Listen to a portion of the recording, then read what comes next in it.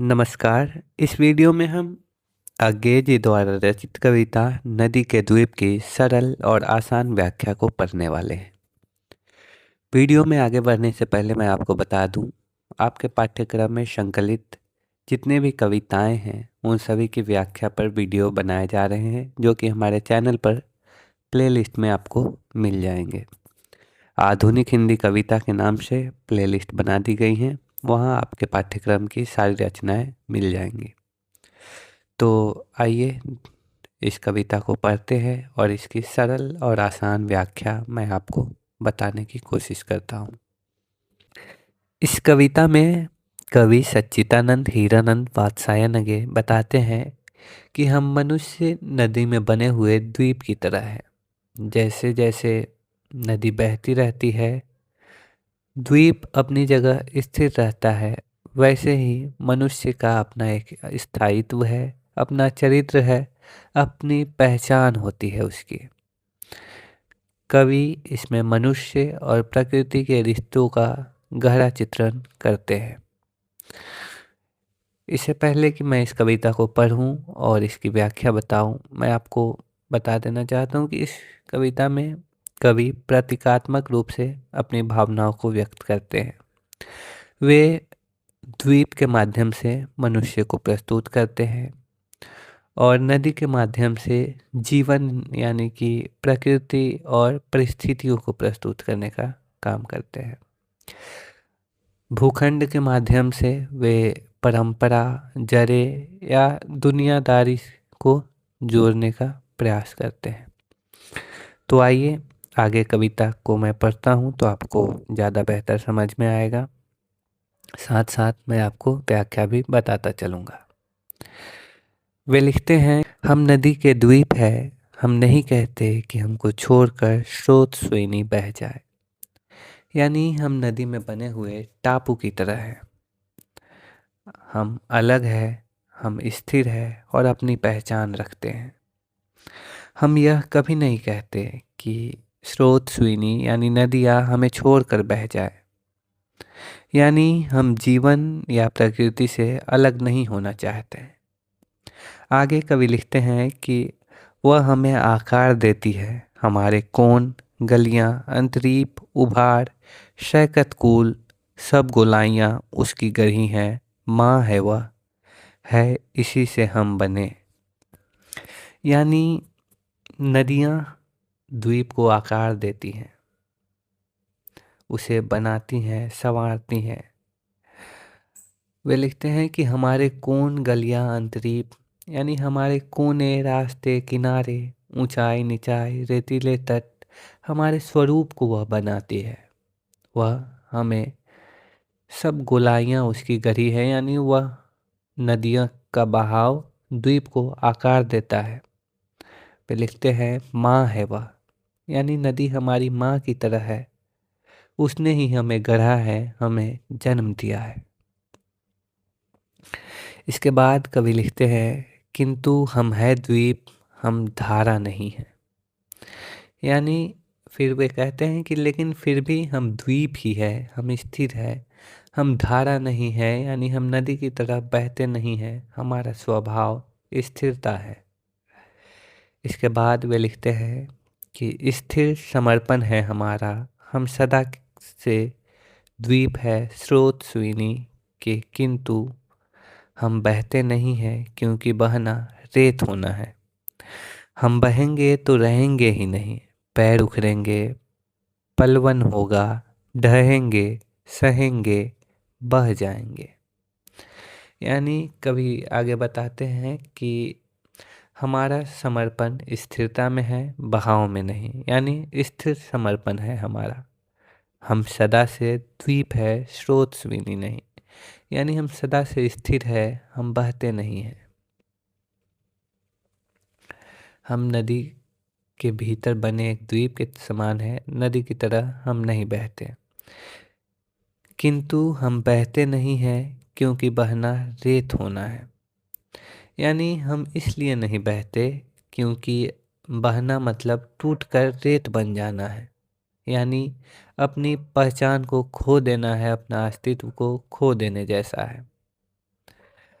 अगर हम बहेंगे तो हमारा अस्तित्व ही मिट जाएगा, हमारी जड़ें उखड़ जाएंगी, हमारे पैर उखड़ जाएंगे यानी हमारी जड़ें उखड़ जाएंगी, पलवन होगा यानी हम तैर कर बिखर जाएंगे, टूटेंगे, दुख सहेंगे और आखिरकार बह जाएंगे यानी आखिरकार हमारा अस्तित्व समाप्त हो जाएगा। इसके बाद कवि लिखते हैं, और फिर हम चूर्ण होकर भी कभी या धार बन सकते, रेत बनकर हम सलील को तनिक गंदला ही करेंगे, अनुपयोगी ही बनाएंगे द्वीप है हम। यानी कवि कहते हैं कि अगर रेत बनकर बिखर भी गए हम, तो क्या हम फिर भी नदी की धारा बन पाएंगे? रेत बनकर तो हम सिर्फ पानी को गंदा ही करेंगे, हम उपयोगी नहीं बन पाएंगे, यानी बहने से हम बेकार ही बन जाएंगे, हमारा स्वरूप और शक्ति द्वीप होने में है।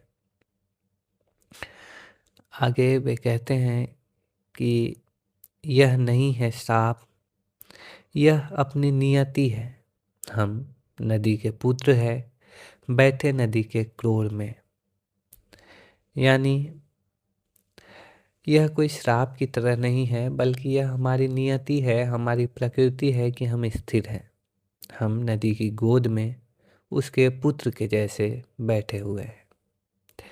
इसके बाद की पंक्ति में कवि लिखते हैं कि वह बृहद भूखंड से हमको मिलाती है और वह भूखंड अपना पीतर है। नदी तुम बहती चलो, भूखंड से जो दाय हमको मिला है मिलता रहा है। यानी कवि बताते हैं कि नदी हमें बड़े भूभाग से जोड़ती है, नदी द्वीपों को बड़े भूभाग से जोड़ने का कार्य करती है। यानी नदियाँ यानी प्रकृति परिस्थिति हमें समाज से जोड़ने का काम करती है, भूखंड यानी समाज, तो नदियाँ हमें समाज से जोड़ने का काम कर रही है। आगे वे लिखते हैं कि और वह भूखंड अपना पीतर है, यानी वह भूखंड जो धरती है वह हमारे पिता की तरह है, यानी जो परंपरा है वह हमें पिता की तरह है, जो हमें संस्कार देता है, हमें आकार देता है। नदी तुम बहती चलो, हे नदी तुम अपना बहाव जारी रखो, भूखंड से जो दाव हमको मिला है, भूखंड से जो दाय हमको मिला है मिलता रहा है। यानी भूखंड यानी धरती से, परंपरा से जो कर्तव्य या मूल्य हमें मिले हैं वह हम तक पहुँचते रहे हैं। इसके बाद कवि लिखते हैं, मांझती संस्कार देती चलो, यदि ऐसा कभी हो तुम्हारे आह्लाद से या दूसरे के किसी स्वैराचार से, अतिचार से तुम बढ़ो, पलावन तुम्हारा घर घराता उठे, यह स्रोत विहीनी ही क्रमनाश कृतिनाश घोर काल प्रवाहिनी बन जाए, तो हमें स्वीकार है वह भी, उसी में रेत होकर फिर छिनेंगे हम, जमेंगे हम, कहीं फिर पैर टेकेंगे, कहीं फिर भी खड़ा होगा नए व्यक्तित्व का आकार। यानी तुम हमें मांझती चलो, धोती चलो, हमें साफ करती चलो, हमें संस्कार देती चलो।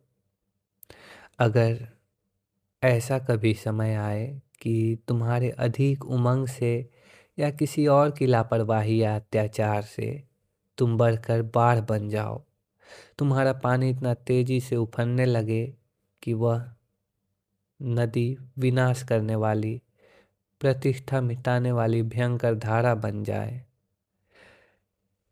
समय की विनाशक धारा बन जाए, हमें वह परिस्थिति भी स्वीकार है।